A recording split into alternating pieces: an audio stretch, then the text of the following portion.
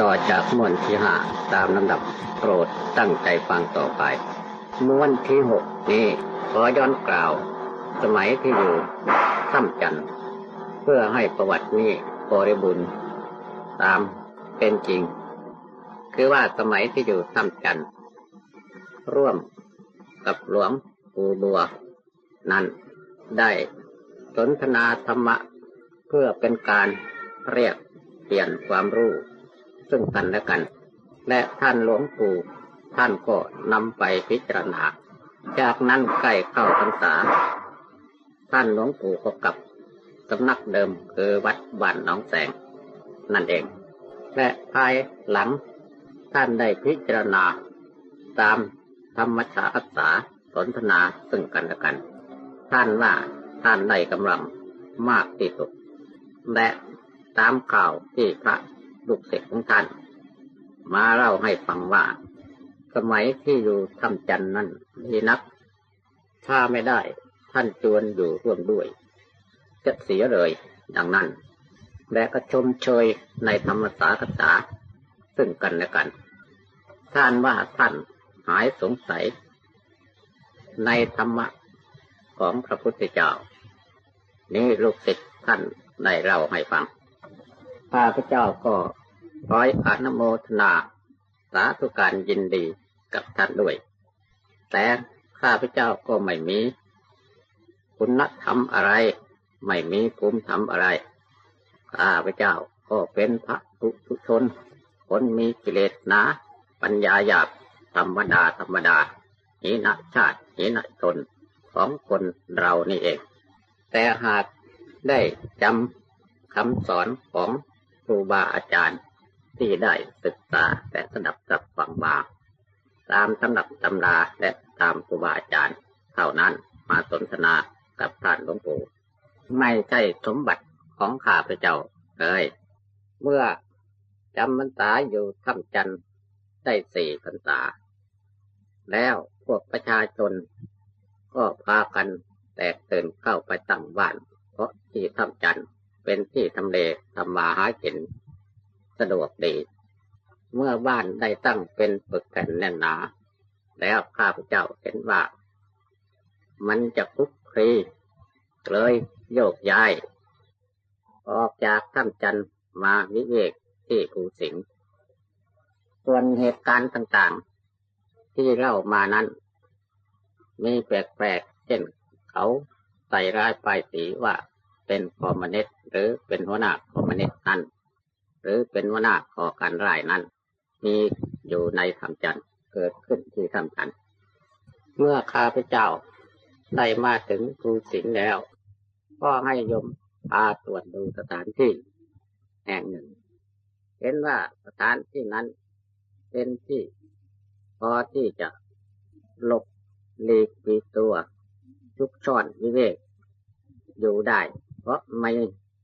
น้ำซับอยู่ที่นั้นมีแอ่งน้ำเป็นน้ำซับธรรมชาติไม่ขาดตลอดฤดูจึงตกลงได้วิเวกอยู่ที่ภูสิงห์ไปอยู่ที่แรกอาศัยตามร่มไม้นอนตามร่มไม้และคุณหมอประภักษ์โสรสจินดาสมัยนั้นมาประจำอยู่ที่อนามัยบึงกาฬติดตามไปด้วยไปนอนอยู่ร่มไม้ด้วยกันและในภูสิงห์นี้วิเวกสงบสงัดดีทำความเพียรดีมากในฤดูพรรษามีพระ2 องค์เนน1และก็ผ้าขาวเข้าคนหนึ่งพระคือตัวข้าพเจ้าและท่านพระอาจารย์สอนส่วนพระขาวเท่านั้นเวลานี้เขาก็มรณภาพไปแล้วในภูสิงห์พากันประรบความภาคความเพียรโดยเต็มความสามารถของตนและอยู่ในระหว่างกลางพรรษานั้นมีแปลกๆในภูสิงห์นั้นคือวันหนึ่งได้พากันเดินจงกรมเวลาพบค่ำถูกกลิ่นเหม็นกลิ่นนี้ผิดปกติเหม็นผงเดินจงกรมกลับไปกลับมาก็ ถูกกลิ่นอันเหม็นอยู่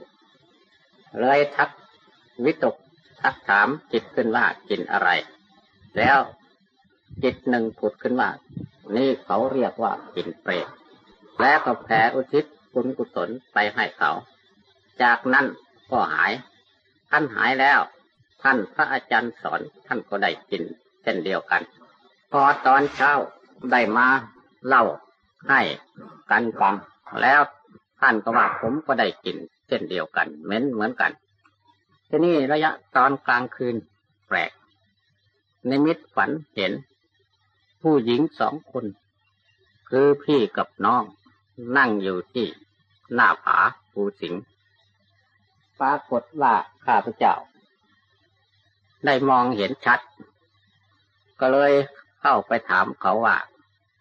พวกเธอมาอยู่นี่ทำไมเขาว่าพวกเขานั่นเป็นเปรตมาอยู่นี่มีแต่ผ้านุ่งเบื้องล่างส่วนเบื้องบนไม่มีผ้าปิดกายเลยไว้กายไหวเป็นผู้หญิงทั้ง2 คนข้าพเจ้าเลยย้อนถามเขาอีกว่าเป็นเปรตเพราะเหตุไรเป็นเปรตเพราะว่าเมื่อสมัยเป็นมนุษย์พวกข้าพเจ้าพี่น้องทั้ง2นี้พากันเอาหม่อนเอาไหมมาต้มแล้วก็สาวเอาไหมไปทำผ้าด้วยบุพกรรมอันนั้นจึงให้มาเป็นเปรตข้าพเจ้าเลยย้อนถามว่าชื่ออะไรแต่ก่อนที่เป็นมนุษย์เขาก็ตอบว่าข้าพเจ้าผู้พี่ชื่อว่านางสาวทาผู้น้องชื่อว่านางสาวศรีแล้วต่อจากนั้นก็เลยตื่นจากนิมิตรูปนั้นก็เลยหายไปข้าเจ้ามาพิจารณาว่าโอ้การทำร้ายสัตว์นี่มันเป็นบาปจริงนั่นแหละในขณะที่อยู่จำพรรษาภูสิงห์นั้นมีแปลกๆบางครั้งบางวันผ้าขาวที่อยู่ด้วยแกมาเล่าให้ฟังว่าเวลากลางคืนผมเดินจงกรมเห็นเป็นเงาคนไม่มีหัวมีแต่คอเหมือนคนคอขาด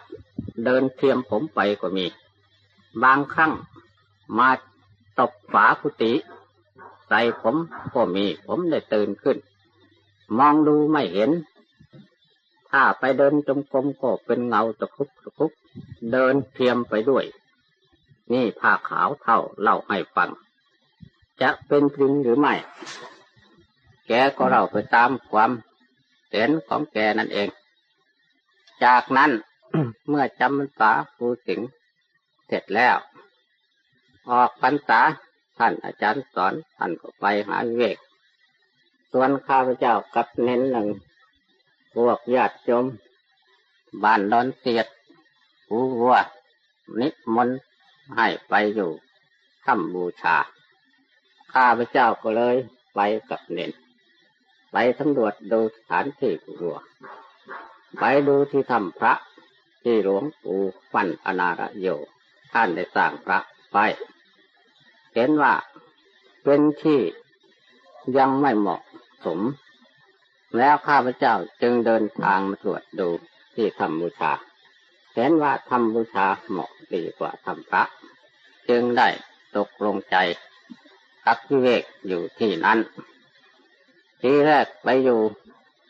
ยากที่จะบิณฑบาตถึงเพราะถ้ำบูชากับหมู่บ้านดอนเสียดห่างกันประมาณ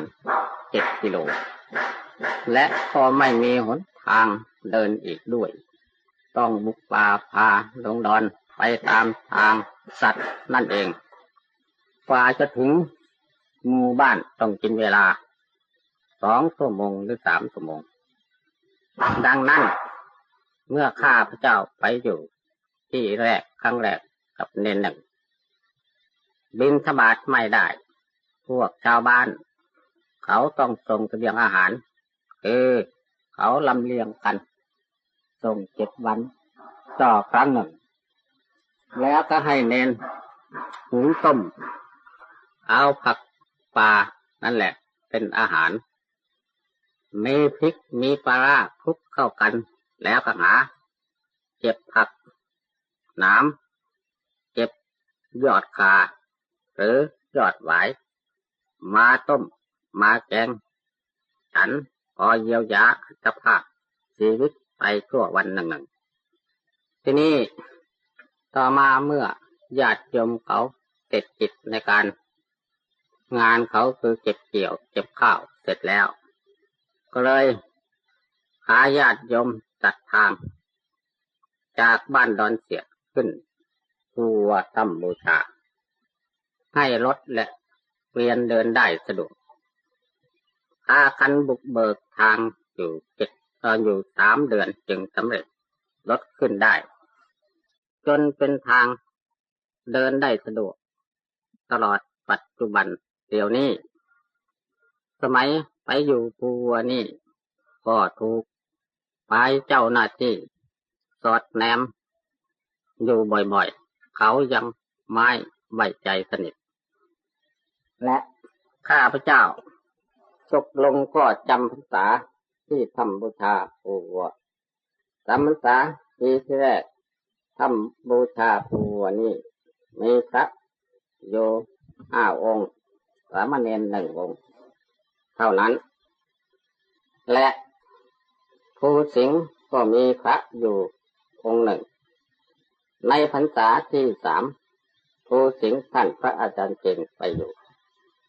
ข้าพเจ้าไปอยู่ที่ทำบูชาเป็นพ.ศ. 2506นี่แหละ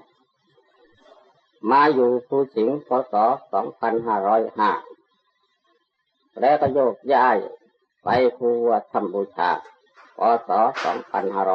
2506ในระหว่างพ.ศ. 2507มีเหตุเผอิญขึ้นอีกในภูสิงห์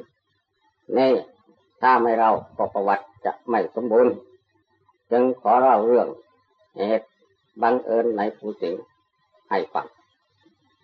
ในพ.ศ. 2507-508ต่อกันแล้วก็ท่านพระอาจารย์เชงเตชะปโรเวลานี้ท่านก็มรณภาพแล้วท่านอยู่ที่นั้นในฤดูแล้งระหว่างพ.ศ. 2508ท่านว่าจะอยู่จำพรรษาที่ภูสิงห์ท่านอยู่นั่นทีนี้ในสมัยนั้นที่ภูสิงห์ใหญ่ข่าวเล่าคือว่ามีพวกก่อการร้ายมาซ่องสุมอยู่ที่ภูสิงห์ใหญ่ทีนี้ภูสิงห์น้อยกับภูสิงห์ใหญ่ติดกันฝ่ายเจ้าหน้าที่บ้านเมืองเขาก็เลยกลัวว่าพระจะเป็นอันตรายเขาเลยนิมนต์ให้พระลงจากภูสิงห์น้อยไปจำพรรษาที่อื่นจำเป็นท่านพระอาจารย์เจงก็เลยลงไปจำพรรษาร่วมข้าพเจ้าที่ทำบูชาเมื่อพระอาจารย์เจงลงไปไม่กี่วันประมาณ 4-5 วันพวกเจ้าหน้าที่ฝ่ายบ้านเมืองของเรานี่เองขึ้นไปสำรวจที่สำนักสงฆ์อยู่จำพรรษามาแล้ว2 ปีเห็นว่าที่กุฏิพระคือกระท่อมพระ จะเป็นที่อาศัยของพวกก่อการร้ายก็ลงพวกเจ้าหน้าที่ฝ่ายบ้านเมืองของเรานี่แหละพวกราชตระเวนสมัยนั้นก็เลยเอาไฟจุดกุฏิพระหมดทุกหลังแม้องค์น้ำก็ทุบทิ้งแม้เครื่องพืชผลที่ปลูกไว้ในวัดเช่นมะม่วงลำไยและมะนาวมะพร้าวตลอดถึงกล้วยและต้นละกอหลายพริกเรานี่แหละเขาทำลายหมดตัดทิ้งหมดแม้แต่น้ำบ่อเขาก็ถมและทำลายอีกด้วยส่วนกุฏิพระที่อาศัยเขาก็เผากันหมดทำลายกันหมดไม่มีเหลือหรอแม้บริขารของพระยังไม่ประเจ็บเผาเช่นผ้าไตรจีวรและหนังสือตลอดถึงพุทธรูปก็ถูกไฟเผาในสมัยนั้นแล้วก็ทราบข่าวจากชาวบ้านว่าพวก ทหารฝ่ายบ้านเรานี่เองมาเผาดังนั้นแล้วก็เรื่องนี้ข้าพเจ้าก็ไม่เอาเรื่องอะไรปล่อยให้เป็นไปตามหน้าที่ของเขาแล้วก็แล้วกันเท่านั้นเพราะบาปแก่ผู้ทำกรรมแก่ผู้ก่อขึ้นต่างหากเราไม่มีเรื่องอย่าไปก่อความเดือดร้อนและวุ่นวายให้แก่ใครเมื่อจำพรรษาที่ภูวัวเริ่มแต่2,506 500พรรษา508 509ชักจะมีอันตรายขึ้นแล้วพรรษา509นี่เองปีที่น้ำท่วมแม่น้ำโขงขึ้นมานี่เองปีนั้นวางมันไปโยนระเบิดที่ทำบูชา6 ลูกระเบิดทำลายข้าพเจ้าวัดโดยกลม1.20 วัดโดยยาว1.20ในลูกระเบิดทำลายนั้นซึ่งไม่ห่างจากถ้ำบูชาและไม่ห่างจากโรงฉันในคืนวันนั้นฟ้าฝนตกและฟ้าก็ขนองมีลมเขาทิ้งลงแตกแต่ลูกหนึ่งเป็นลูกระเบิดไฟส่วนลูกระเบิด5 ลูกทำลายนั้นไม่แตกสักลูกและก็ไม่มีใครได้ยินเสียงในขณะนั้นไม่รู้ว่าเขาสิ้นลูกระเบิดอยู่มา3 วันติดกัน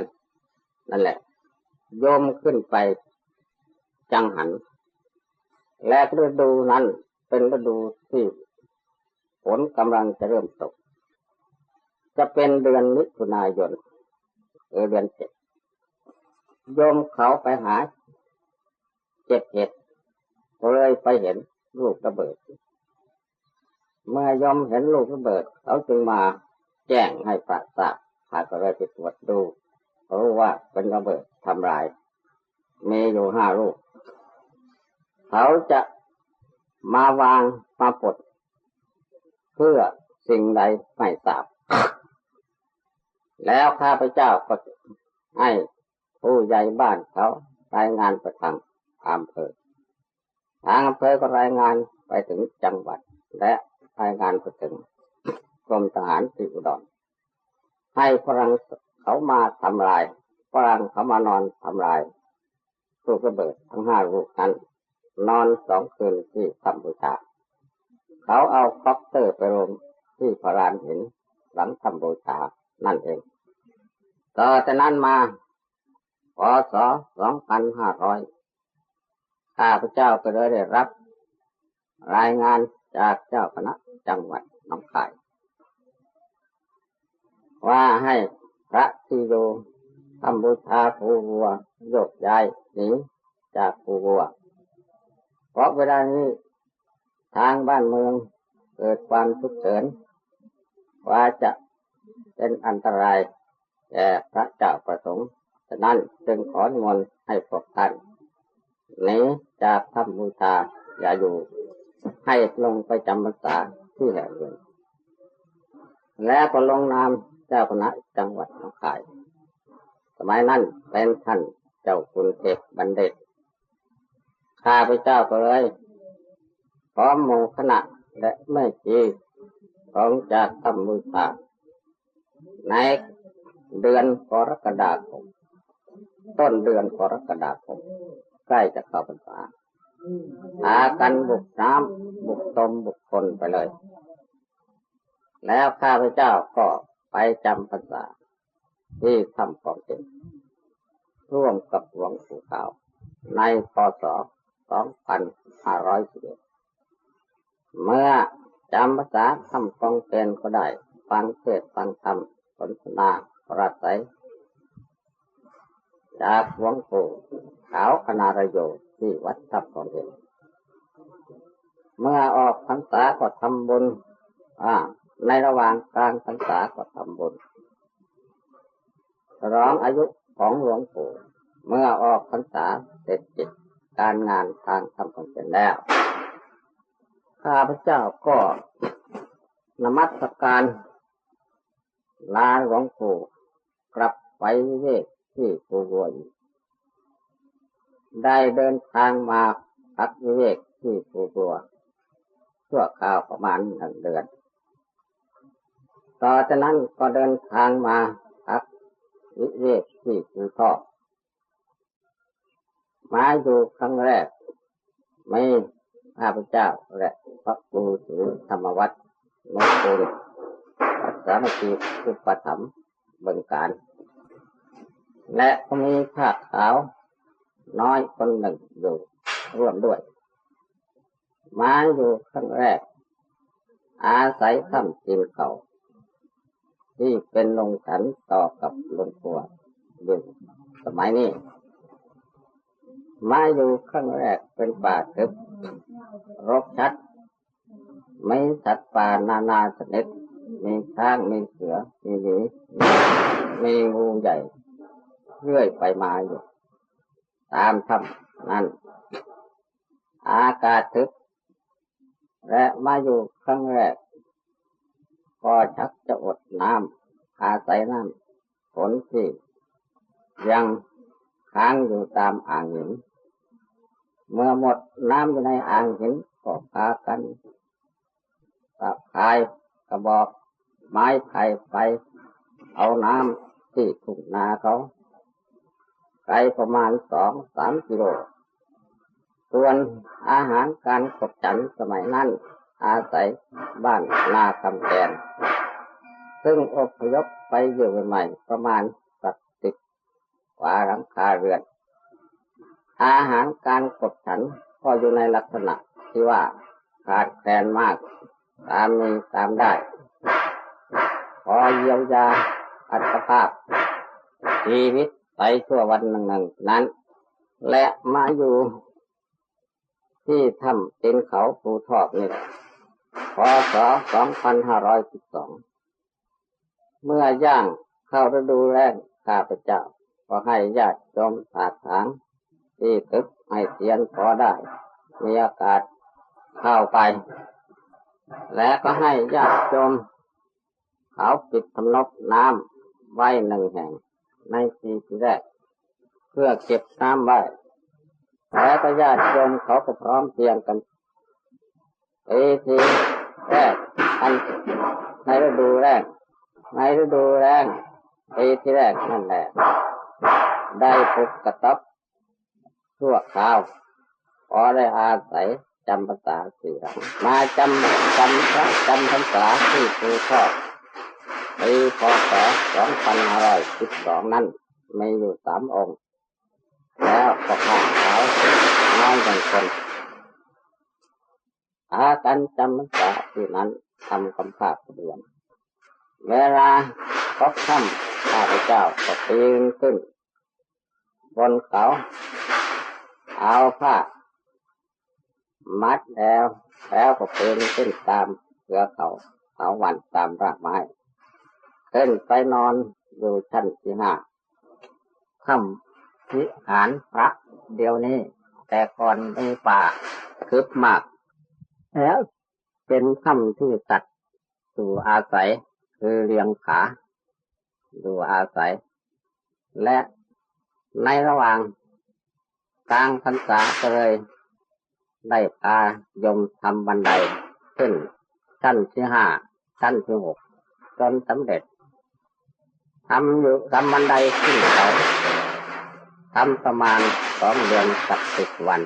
จนสำเร็จเมื่อทำบันไดเสร็จในพรรษา2512นั้นทีนี้เมื่อถึงฤดูแล้งในพ.ศ. 2503นั่นแหละได้ติดทำนบ2 ทำนบเพิ่มขึ้นอีกเกิดน้ำและในพรรษา2503นั้นมีศรัทธาทางประเทศลาวคือนายบุญชีที่อยู่นครเวียงจันทร์ประเทศลาวมีศรัทธาสร้างพระประธานไว้ที่ถ้ำวิหารพระชั้น 5ขึ้นเงินประมาณ 10,000 บาทและ ก็มีศรัทธาต่างๆทยอยกันมาสร้างโรงสันและศาลาชั้นที่ห้าพอเป็นที่ได้อาศัยผลส่วนศาลานั้นพอได้อาศัยฉันจังหันที่ศาลาข้างล่างแล้วต่อมาจึงมีศรัทธาจากที่ต่างๆเพิ่มขึ้นเช่นที่บึงกาฬหนองคายอุดรสกลนครและนครพนมขอนแก่นราชสีมาตลอดถึงกรุงเทพพระมหานครและอุบลราชธานีจึงได้ขยายศาลาโรงฉันข้างล่างให้กว้างออกไปและได้ขยายศาลาชั้นที่ห้าให้กว้างออกไปและอยู่มาตามลำดับมานับแต่พรรษา 2502 ได้ทำบันไดพรรษา 2513 ได้ทำสะพานรอบเก่าชั้นที่ห้าส่วนพรรษาที่14ที่15คือพรรษา 2514-515 ไม่ได้ทำสะพานปิดทำนบน้ำอีกเพิ่มอีกพ.ศ. 2516 ได้รื้อสะพานชั้นที่ห้าเพราะแต่ก่อนสะพานชั้นที่ห้านี้ทำไม่เสมอกันมีต่ำมีสูงกว่ากันแล้วก็รื้อยกพื้นใหม่ให้สม่ำเสมอกันและขยายออกให้กว้างกว่าเดิมทำให้แน่นหนากว่าเดิมเพิ่มไม้เขาอีกเป็น3 ส่วนทำอยู่3 เดือนจึงสำเร็จซ่อมแซมของเก่าและงบประมาณสิ้นเงิน 30,000 บาทพรรษา 2517 มีพระจำพรรษา 5 เณร 5และก็ได้พาโมคณะทำสะพานชั้นที่ 6ทำอยู่3 เดือนจึงสำเร็จสิ้นเงินประมาณ 35,000 บาทพอพรรษาพ.ศ. 2518 ได้ทำบันไดต่อจากโรงฉันข้างล่างถึงชั้น4สำเร็จทำอยู่2 เดือนกับ15 วันสิ้นเงินประมาณ 35,000 บาทและสะพานชั้นที่4นี้ทำพ.ศ. 2508แต่ไม่ได้รอบเขาทำไปขึ้นเขานี่ทางทิศตะวันตกส่วนสะพานชั้นที่4ทางทิศตะวันออกได้จ้างชาวบ้านเขาทำสิ้นเงินประมาณ 20,000 บาททำอยู่2 เดือนเต็มสำเร็จต่อขึ้นจากชั้นที่5ดังที่ปรากฏอยู่เดียวนี้พ.ศ. 2519 ได้ปิดทำนบซึ่งเป็นเขตวัดจ้างแท็กเตอร์เขาปิดสิ้นเงิน 16,000 บาทและ เมื่อมาอยู่ครั้งแรกที่ถ้ำตีนเขานั้นฤดูแล้งได้พาญาติโยมตัดทางจากภูทอกไปถึงบ้านดอนเสียดรถเดินได้สบายเดี๋ยวนี้ก็ยังเป็นเส้นทางอยู่นี่ตัดทางลัดต่อจากนั้นญาติโยมเขาทราบว่ามีพระมาอยู่ที่ภูทอกญาติโยมถิ่นต่างๆเขาก็ทยอยกันมาตั้งบ้านจนเป็นปึกแผ่นแน่นหนาเดี๋ยวนี้ก็200 กว่าหลังคาเรือนแล้วมาอยู่ปีแรกแล้วก็ได้พาญาติโยมตัดทางวัด เพื่อระบายอากาศให้ปลอดโปร่งบ้านนาคำแคนนี้มาตั้งก่อนวัด2 ปีวัดมาตั้งภายหลังบ้านนาคำแคนมาตั้งพ.ศ. 2500วัดมาตั้งพ.ศ. 2512คนที่เข้ามาอยู่โดยมากเป็นคนจังหวัดกาฬสินธุ์ก็มีขอนแก่นก็มีร้อยเอ็ดก็มีอุบลราชธานีก็มีอุดรก็มีสกลนครก็มีคนหลายจังหวัดที่เข้ามาอยู่บ้านนาคำแคนสมัยก่อนแถบนี้ปูวัวปูสิงปูทอบแถบนี้เป็นป่าเป็นดงทึบไม่สัตว์ป่านาชนิดมากไม่ใช่ในหมู่บ้านคนแต่ก่อนที่อยู่แถบนี้เป็นคน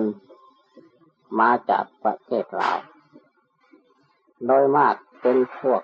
เมยหรือเป็นพวกย่อเขาแต่ก่อนภูมิลำเนาเดิมเขาอยู่ประเทศลาวเขาข้ามมาอยู่เมืองไทยสมัยเมื่อฝรั่งเศสเข้ามาครองลาวเมื่อฝรั่งเศสเข้ามาปกครองลาวเขาไม่ชอบลัทธิการปกครองของฝรั่งเศสเขาจึงอพยพครอบครัวข้ามแม่น้ำโขงมาอยู่ประเทศไทยและลัทธิประเพณีเดิมของเขานั่นเป็นอย่างนี้สำหรับพวกเมยแต่ก่อนเขาเรียกว่าราวกอดราวกุมคำว่าราวกอดราวกุมนี่เขาถือกันจริงๆหมายความว่าถ้าเราไปเยี่ยมเขาไปเยี่ยมบ้านเยี่ยมเรือนเขาถ้าเขามีลูกสาวแล้วไม่กอดไม่กุม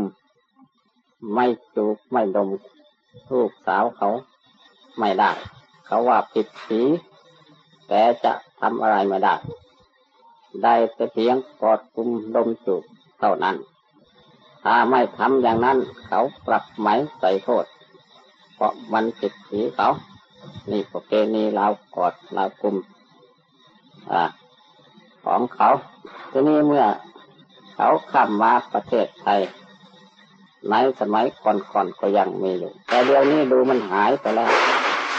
และพระเนนของเขานั้นรู้ไม่ได้หรอกเขาถืออะไรก็ไม่ทราบเป็นแต่เพียงนุ่งผ้าเหลืองแล้วก็แล้วกันไปก็ถือว่าเป็นพระเป็นเนนเฝ้าวัดเฝ้าว่าเขาจะกินข้าวค่ำข้าวแดงก็ไม่ว่า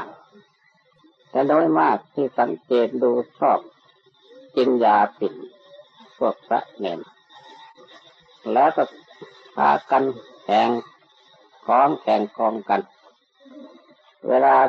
สงกรานต์ก็รดน้ำกันกับศรีกากอดกันกุมกันเขาไม่ถืออะไรและถ้าเป็นวันพระเขาก็พากันไปหาปลาเนื้อตามป่าหรือไปหาปลากินปลาตามห้วยตามหนองตามบึงในสำนักพวกพระเนนในสมัยนั้นเขาไม่ถือกันเลยจับเงินใบทองขุดดินปั้นไม้เขาไม่คำนึงถึงพระวินัยอย่างไรเลยและญาติโยมก็ไม่ถือและแถวนั้นแต่ก่อนเขาถือผีกันว่าถ้าฤดูปีใหม่เขาต้องเลี้ยงผีกันแล้วก็เย้าผีกันเป็นพิธีใหญ่โตโหฬารทีเดียวซึ่งข้าพเจ้าก็เคยได้เห็นเขาอยู่เขาทำอยู่นี่ลัทธิเดิมของเขาแต่เดี๋ยวนี้ดูมันหายไปหมดแล้วไม่มีเพราะความเจริญมันล้นไหลเข้าไปและทางคมนาคมก็สะดวกไปแต่ก่อนไม่มีหนทางรถถ้าเดินไปหากันต้องเดินทั้งนั้นไปอำเภอต้องนอนคืน นอนค้างทางจึงจะถึงอำเภอการศึกษาเราเรียนแถบนั้นไม่มีโรงเรียนเลยอยู่กันอย่างป่าคนไม่รู้หนังสืออะไรเลยส่วนเจ้าหน้าที่ก็ไม่ใกล้เข้าไปถึงเพราะกันดารมากแต่สมัยนี้ทางคมนาคมสะดวก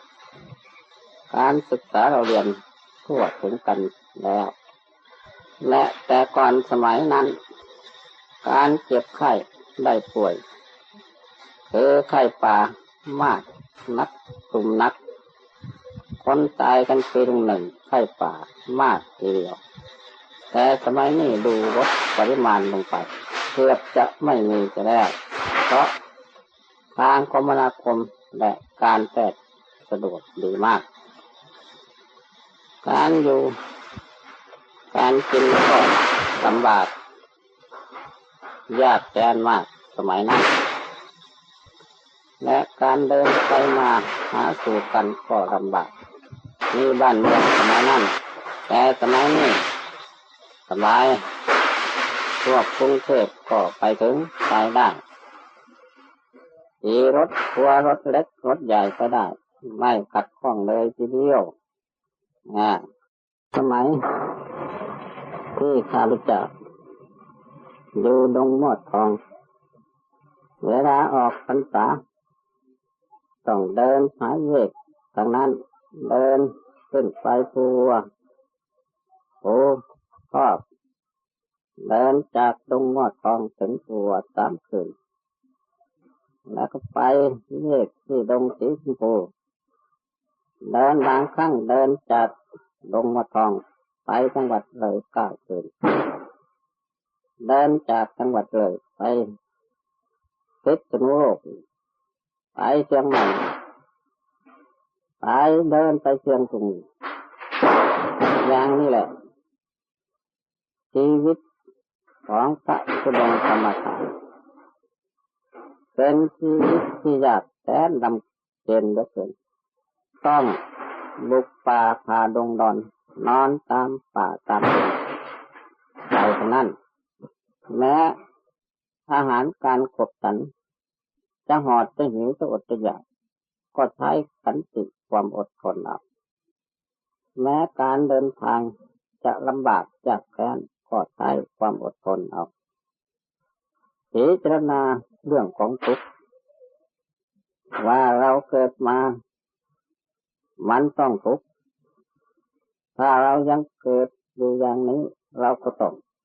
ทุกข์อยู่อย่างนี้ทุกข์เพราะความลำบากยากแสนและทุกข์เพราะกันดารและการเดินไม่เท่าไรทุกข์เพราะความเกิดแก่เจ็บตายนี้มันไม่รู้แล้วทุกข์เพราะทำความชั่วความเสียหายทำบาปทำกรรมใส่ตนให้ไปตกนรกไปเผาเราร้อนในมันแสนที่จะทุกข์ทรมานที่เราเดินไปเที่ยวบำเพ็ญคุณงามความดีอาศัยขันติความอดทนนี้ชื่อว่าเราเดินเราทุกข์แต่กายแต่ใจของเราไม่ทุกข์เพราะเราไม่ได้ทำความชั่วเราประกอบแต่คุณความดีนี่ก็สบายใจหน่อยถ้าเราไม่พ้นทุกข์คุณความดีที่เราได้ตั้งใจบำเพ็ญไว้ด้วยความบริสุทธิ์กายบริสุทธิ์วาจาและบริสุทธิ์ใจนี้ก็จะเป็นคติที่ดีเราจะได้ไปสู่สุคติเมื่อเวลาตายหรือมนุษย์ตกสวรรค์พระนิพพานตกถ้ายังไม่ถึงพระนิพพานสมบัติคุณความดีที่เราประกอบไว้ด้วยความตั้งใจก็จะเป็นอุปนิสัยติดต่อยห้อยตามเราให้ได้รับความสุขความเจริญในคติและกำเนิดในภพต่างๆจนกว่าจะถึงพระนิพพานดังนี้เมื่อคิดแล้วคิดขึ้นในทางการบำเพ็ญคุณความดีใจก็ชื่นบานไม่มีความทุกข์ในใจส่วนกายนั้นทุกข์กระทำลำบากมากทีเดียวเท้าก็เจ็บขาก็ปวดหิวร้อนและหนาวสารพัด แต่ที่จะทุกข์ทรมานทางกายส่วนทางใจก็พิจารณาเรื่องของทุกข์ดูแลพิจารณาประวัติของพระพุทธเจ้าและพระพุทธเจ้าพระพุทธเจ้าท่านยิ่งเป็นผู้ที่นักเสียสละอย่างยอดเยี่ยมไม่มีใครถึงและท่านก็เป็นกษัตริย์โดยพระชาติอีกด้วย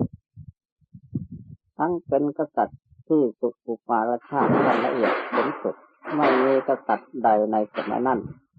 ที่ทัดเทียมเสมอหรือยิ่งกว่าถ้ายังสามารถที่สละราชบัลลังก์และสมบัติออกบรรพชาเพศแล้วแสวงหาโมกขธรรมเสด็จไปในที่ต่างๆการขบฉันหรือปัจจัยสี่แล้วแต่จะมีจะเป็น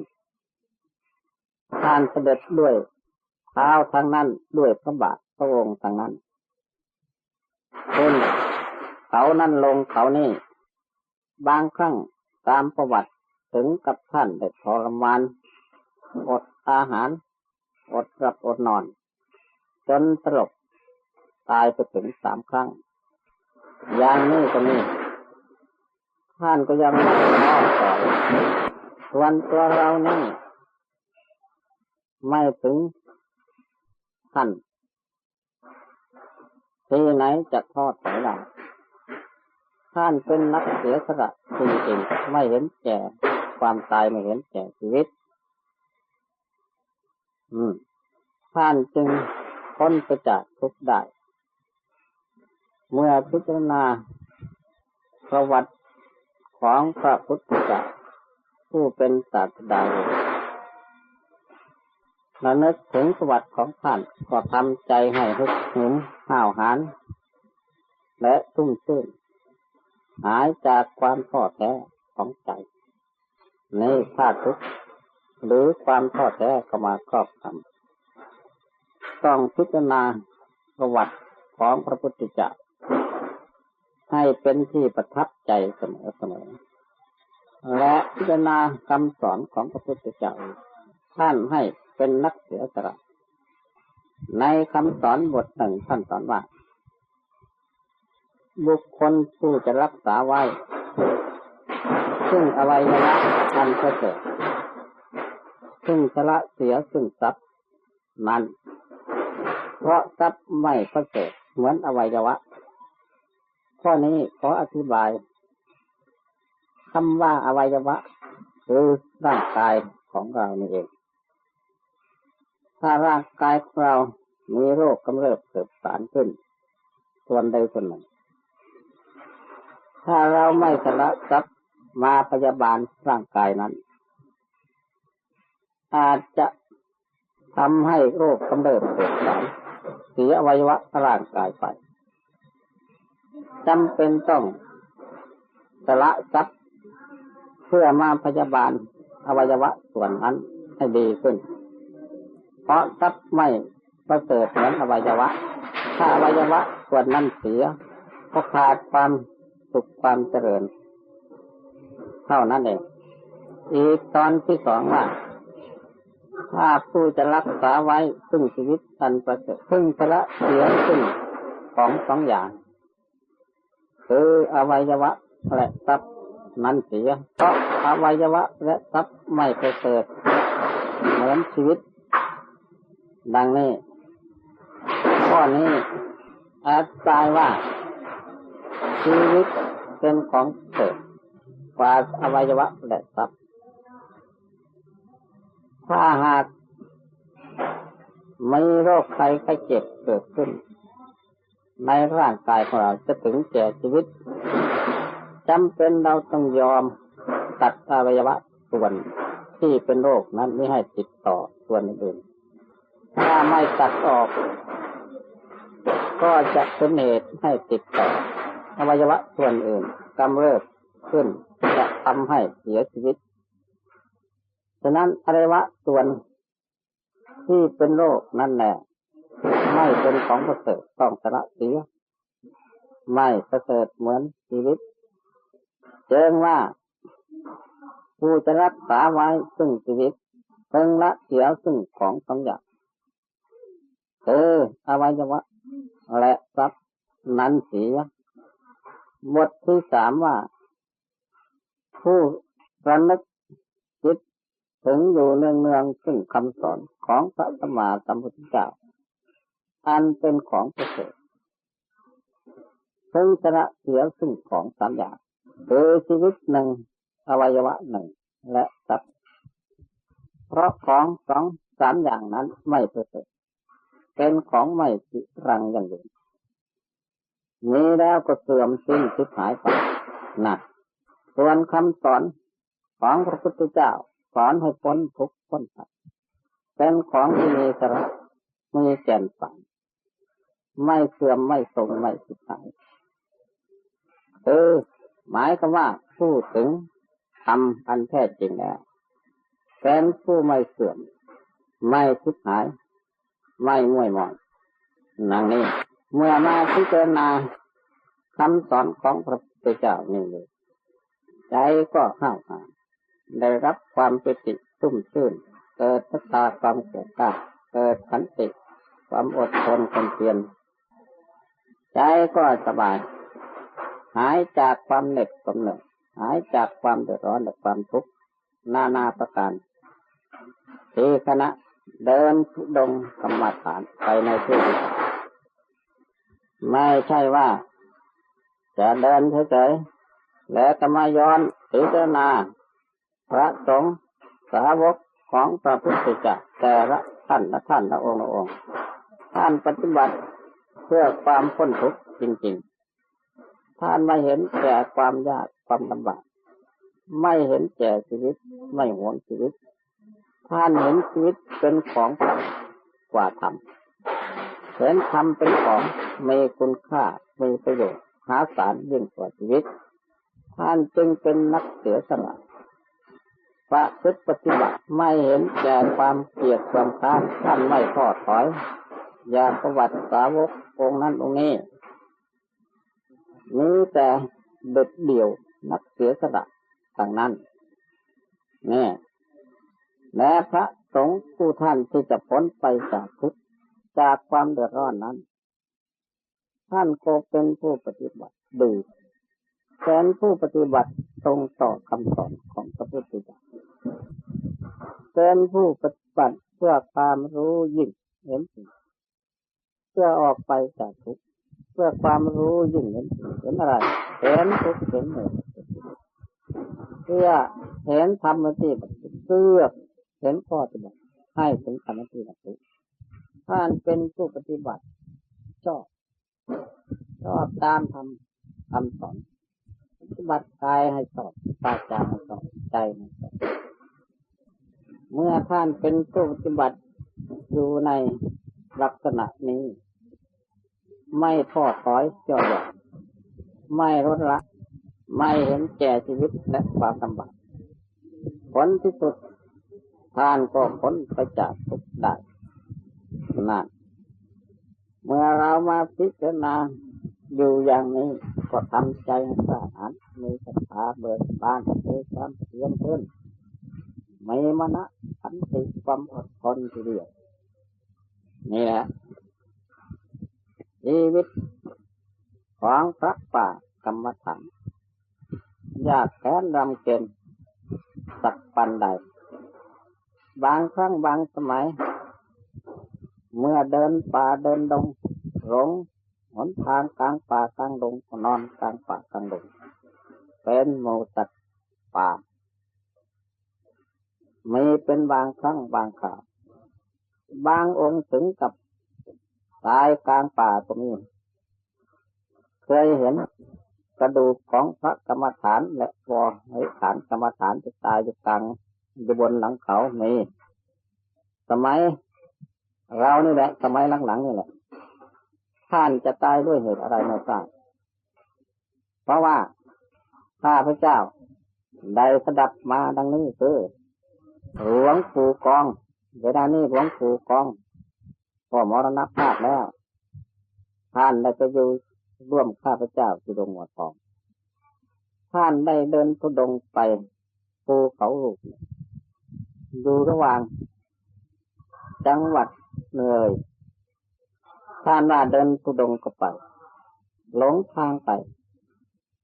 เลยหมดเวลาไปนอนอยู่กลางภูเขาตื่นเช้าก็เดินไปเคยไปเห็นกองกระดูกเมื่อมองไปมาเห็นบาดเห็นกรดเนี่ยแต่ว่ากรดและผ้านั้นขาดหมดแล้วยังเหลือแต่บาดเมื่อเป็นเช่นนี้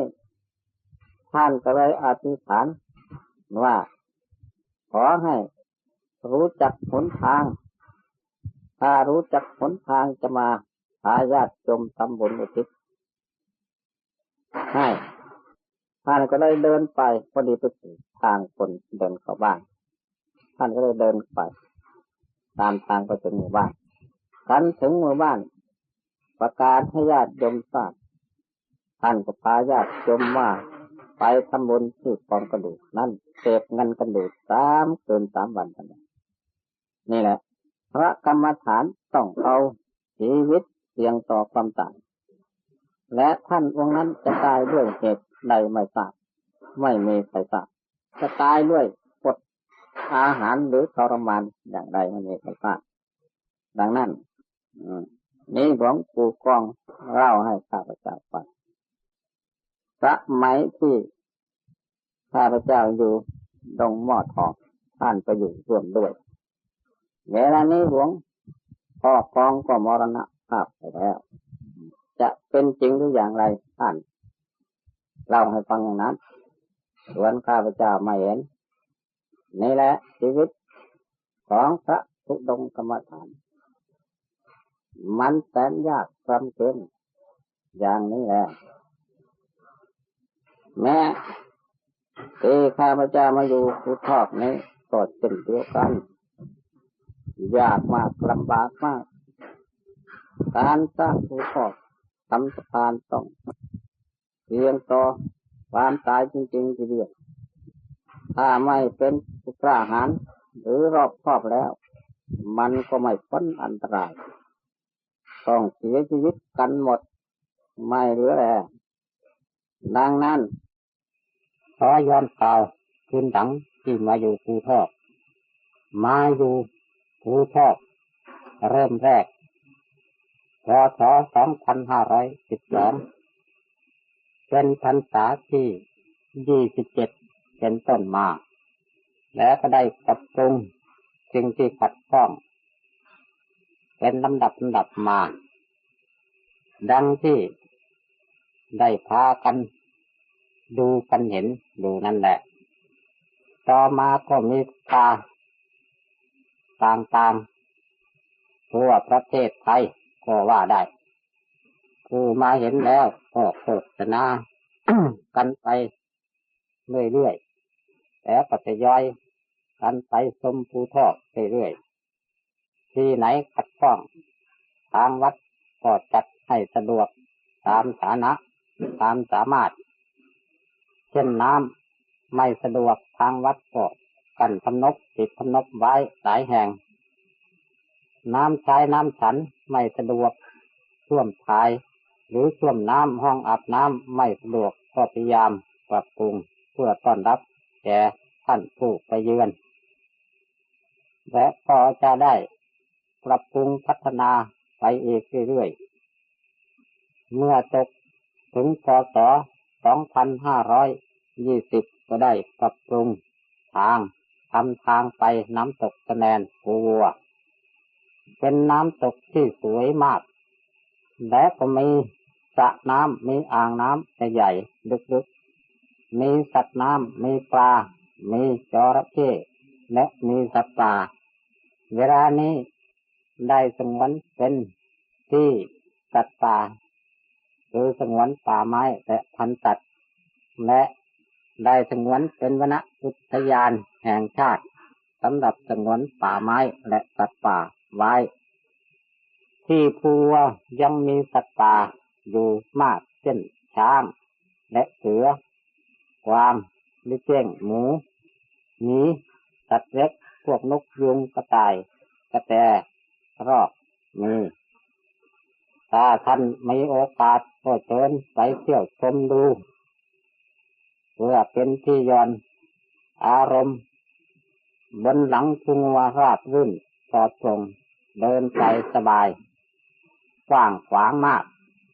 มีที่ตากอากาศมีที่หย่อนใจตามปราณหินเชิญท่านไปพักผ่อนหย่อนอารมณ์หนีความทุกข์ที่วุ่นวายกันบ้างบางครั้งบางเวลาก็ดีที่ภูวัวมีสำนักไว้ที่พักผ่อน3 แห่งคือ1ถ้ำบูชา2ถ้ำพระที่หลวงปู่ฟั่นอาจารโรได้ไปปรับปรุงตั้งแต่พ.ศ. 2493อันนั้นก็เป็นสถานที่ปลอดโปร่งและร่มรื่นมีน้ำอุดมสมบูรณ์ดีมีที่วิเวกพักผ่อนหย่อนจิตใจหลายแห่งในถ้ำพระมีพรานหินมีร่มไม้และมีสัตว์ป่าสัตว์น้ำสัตว์บกที่ถ้ำบูชาก็มีพรานหินกว้างๆมีน้ำตกและมีสัตว์ป่ามีพึ่งให้ท่านชมถ้ำบูชาเริ่มปรับปรุงแต่พ.ศ. 2506เป็นต้นมาไม่เคยขาดพระมีพระประจำพรรษาอยู่ทุกปีที่น้ำตกคะแนนได้ริเริ่มปรับปรุงมาตั้งแต่พ.ศ. 2518เป็นต้นมาพ.ศ. 2520ได้ตัดหนทางเข้าไปสู่น้ำตกคะแนนตัดเข้าไปถึงสะพานหินธรรมชาติภาษาเราเรียกว่าราวหินเป็นราวแล้วก็เป็นสะพานข้ามน้ำคะแนนน้ำไหลรอดพื้นเป็นเหวลึกและที่เหนือสะพานหินก็มีทำนบหินกั้นน้ำไว้เป็นอ่างเป็นสระลึกมีจระเข้ใต้สะพานหินก็เป็นสระมีจระเข้มีถ้ำสวยงามมากน้ำลึกใต้สะพานหินสะพานหินธรรมชาตินี้รถเดินได้สะดวกสบายรถชนิดไหนก็ได้ มีธรรมชาติให้ท่านชมเยอะจะชมธรรมชาติสะพานหินป่าร่มรื่นดีชมน้ำชมป่าชมน้ำตกก็ได้ห่างจากภูทอก12 กิโลรถเดินได้สบายไม่ขัดข้องส่วนภูทอกนี้เป็นที่หย่อนใจดีมากเที่ยวรอบสะพานภูทอกมี3 ชั้นคือชั้นที่ 4ชั้นที่ 5ชั้นที่ 6ชั้นที่ 7เป็นยอดบนมีป่าทึบและตกมาปีพ.ศ. 2521จะได้ทำติดถนนเป็นถนนเป็นเขตวัดด้วยไปสู่ภูทอกใหญ่ซึ่งแต่ก่อนเขาเรียกว่าภูแจ่มจรัสห่างจากภูทอกน้อยประมาณไม่ถึงกิโลราว20 เส้นเท่านั้นถ้าทำถนนคือถนนเสร็จแล้วเราก็ไปอยู่ภูแจ่มจรัสได้พระไปอยู่คับวิเวกได้เป็นสบายสบายที่สงบสงัดดีมากมีถ้ำเยอะแยะรอบภูและบนหลังเขาก็มีถ้ำเยอะและก็มีบ่อน้ำหินที่อยู่บนหลังเขาอีกการทำถนนนี้มีประโยชน์หนึ่งเป็นการทำถนนเข้าภูแจ่มจรัสให้รถเดินได้วางหินลูกรัง 2ทำเป็นรั้วเขตวัด 3ทำเป็นถนนกั้นน้ำไว้ใช้ บริบูรณ์ได้เหมาให้รถแท็กเตอร์เขาทำเขาเอาค่ารับเหมา150,000 บาทบรรดาประชาชนทั้งหลายเมื่อได้ยินข่าวก็พากันมีศรัทธาทยอยกันมาร่วมสร้างติดกำหนดน้ำและถนนและรั้ววัดขึ้นสู่ภูแจ่มจรัสภูทอกใหญ่นั่นเองจะสร้างสำนักสงฆ์เป็นวิปัสสนาผู้ต้องการความสงบสงัดเด็ดเดี่ยวจริงจังต้องไปอยู่ที่นั้นภาวนาทำความภาคความเพียรที่นั้นมาดีนักมีร่มไม้ร่มรื่นดีอากาศสบายต่อไปถ้ามันสะดวกมันสบายก็จะทำสะพานรอบภูทอกใหญ่อีกแต่คิดว่าจะทำชั้นเดียวชั้นที่มีถ้ำรอบๆเท่านั้นนี้เป็นแต่คิดโครงการไว้ในอนาคตไกลถ้าตายแล้วก็แล้วไปผู้ที่เขายังอยู่ในโลกเขาก็คงจะดำริและก่อสร้างต่อไปมาอยู่ภูทอกนี้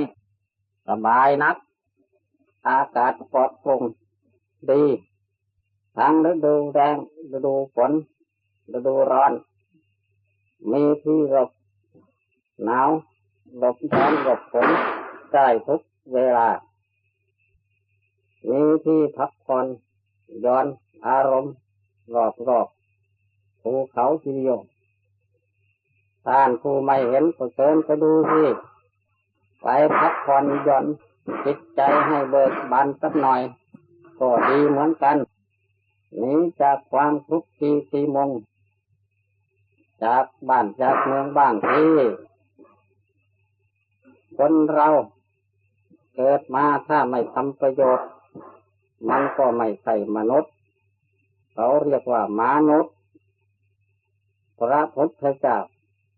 ท่านให้ทำประโยชน์ทั้ง3 ประการคือประโยชน์ปัจจุบันและประโยชน์ภายภาคหน้าประโยชน์อย่างยิ่งคือพระนิพพานให้ไปพร้อมกับชีวิตที่ยังเป็นสดอยู่โลกัตถประโยชน์ให้ทำประโยชน์แก่โลกหรือแก่ส่วนรวมสิ่งใดที่เป็นประโยชน์ก็ให้พากันปรับปรุงพัฒนาขึ้นในวัตถุนั้นสิ่งนั้นทั้งด้านวัตถุและด้านจิตใจด้านวัตถุก็ให้เป็นประโยชน์แก่โลกด้านจิตใจก็ให้เป็นประโยชน์แก่โลกอย่าเป็นคนทำลายโลกขวางโลกอย่าตัดทะประโยชน์ญาติพี่น้องสงเคราะห์ซึ่งกันและกันอันมนุษย์เราเกิดมาร่วมชาติร่วมศาสนาร่วมพระมหากษัตริย์อันเดียวกันต้องเป็นญาติมิตรสหายกันทั้งสิ้นต้องมีการสงเคราะห์บำรุงซึ่งกันและกันด้วยกายสงเคราะห์วาจาสงเคราะห์ใจสงเคราะห์มีการแบ่งสรรปันส่วนซึ่งกันและกันมีความเห็นพร้อมเพรียงกันมีทิฏฐิเสมอกันมีความสามัคคีปรองดองกันไม่แตกแยกกันรักษาพัฒนาปรับปรุงบำรุงศาสนาพระมหากษัตริย์ของตนอย่าไปคิดค้นและล้มทำลายศาสนาพระมหากษัตริย์มันเป็นสิ่งที่อัปรีเป็นของไม่ดีทำความชั่วความเสียหายเป็นบาปเป็นกรรมเป็นโทษแก่ตนอัตถประโยชน์ให้ทำประโยชน์แก่ตนสิ่งใดที่เป็นประโยชน์แก่ตนก็ทำขึ้นสิ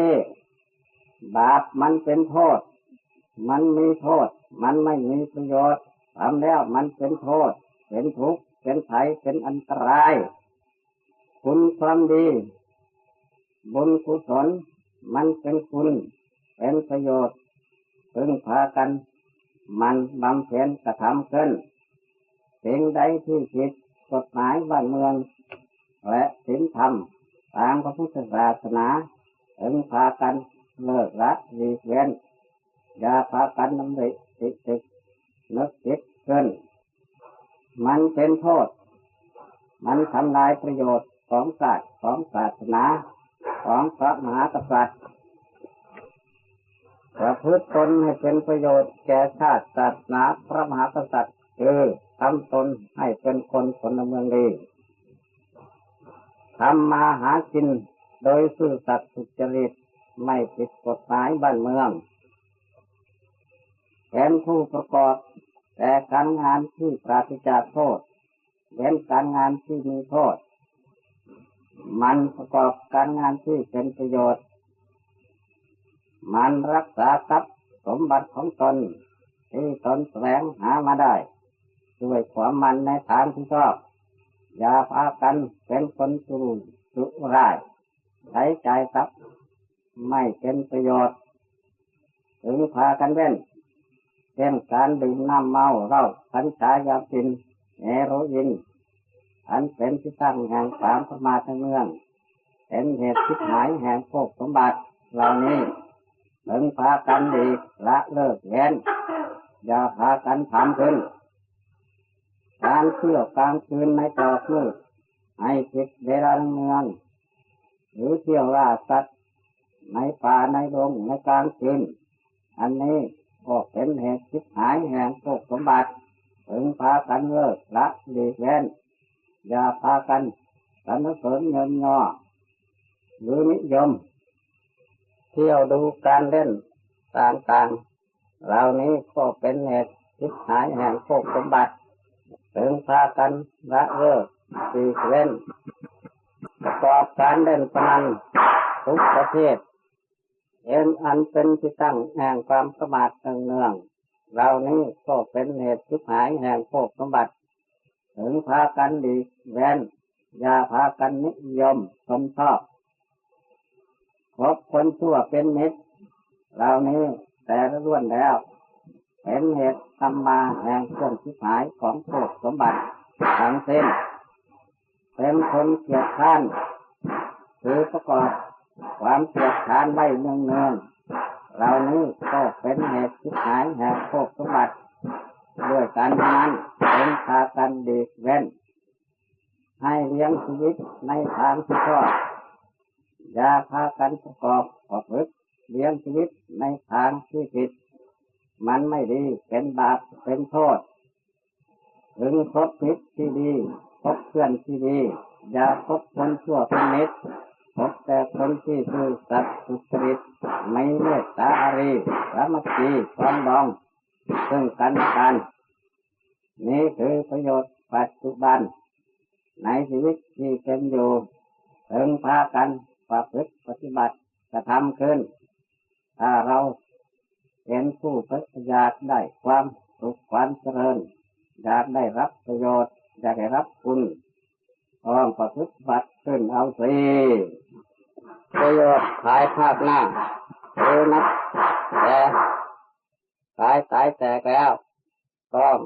มีคติเพราะยังมีกรรมท่านจึงให้บำเพ็ญประโยชน์ไว้สำหรับเป็นที่พึ่งของเราเมื่อตายไปถ้าเราไม่บำเพ็ญประโยชน์ไว้มันก็เป็นคนตายทุกข์ตายยากตายลำบากตายหอดตายหิวตายกอดตายกุมตายขังตายอดตายอยากตายไปก็เป็นทุกข์เป็นยากเพราะตนไม่ได้บำเพ็ญประโยชน์ไว้ในภายภาคหน้าประโยชน์ภายภาคหน้าคือให้มีศรัทธาความเชื่อความเลื่อมใสในพระพุทธพระธรรมพระสงฆ์ในทานศีลภาวนาในบุญเชื่อในบุญในบาปศีลรักษาศีลเว้นสิ่งที่เป็นบาปก็แต่สิ่งที่เป็นบุญเป็นกุศลพึงพากันเป็นนักเสียสละ บำเพ็ญทานการกุศลสงเคราะห์ซึ่งกันและกันสาธารณกุศลทั่วไปก็ดีเพิ่มค่ากันหมั่นสดับตรับฟังคำสอนของพระสัมมาสัมพุทธเจ้าเพิ่มมีปัญญารอบรู้ในบาปบุญคุณโทษประโยชน์และมิใช่ประโยชน์พิจารณาสังขารร่างกายของตนให้เห็นเป็นของไม่เที่ยงเป็นทุกข์ให้เห็นเป็นของไม่ใช่ตนเหลือและประเดี๋ยวมันก็ร่วงหล่นตายไปดับไปหายไปไม่มีอะไรที่จะเหลืออยู่ที่ติดตัวของเราก็มีแต่บาปกับบุญเท่านั้นท่านจึงให้เลิกบาปบำเพ็ญบุญถ้าเราทำแต่บาปเกิดมาตายไปเราไปสู่ภพตินรกเปรตอสุรกายสัตว์เดรัจฉานถ้าเราทำบุญให้ทานรักษาศีลเจริญภาวนาอยู่ตายไปเราก็ไปสู่สุคติมนุษย์สุขสวรรค์สุขนิพพานสุขมีประโยชน์ภายภาคหน้าประโยชน์จังยิ่งคือพระนิพพานให้ดับกิเลสความโลภความโกรธความหลงจะให้มีอยู่ที่ใจของเราถ้าเราดับกิเลสราคะโทสะโมหะเรานี้หมดแล้วก็ถึงพระนิพพานเท่านั้นไม่มีความสงสัยเลยดังนั้นพวกเราที่เกิดมาเป็นมนุษย์พบพระพุทธศาสนาแล้วอย่าปล่อยชีวิตของตนให้ร่วงเลยจากประโยชน์เปล่าๆเกิดมาต้องทำประโยชน์จึงเป็นมนุษย์สัตว์ธรรมถ้าไม่ทำประโยชน์เรานี้เขาไม่เรียกว่ามนุษย์เขาเรียกว่ามนุษย์สัตว์เดรัจฉานไม่มีสรณะไม่มีที่พึ่งตายไปก็ทุกข์ยากปากหมองตายทุกข์ตายยากตายลำบากเพราะไม่ทำคุณงามความดีไว้ตายอดตายอยากตนไม่บำเพ็ญทานไว้ตายกอดตายคุมตายขังตายมีศีลตายมีโทษให้พากันเข้าใจทางนี้นะนี่เป็นม้วนที่ 6ขอยุติแต่เพียงนี้ขอ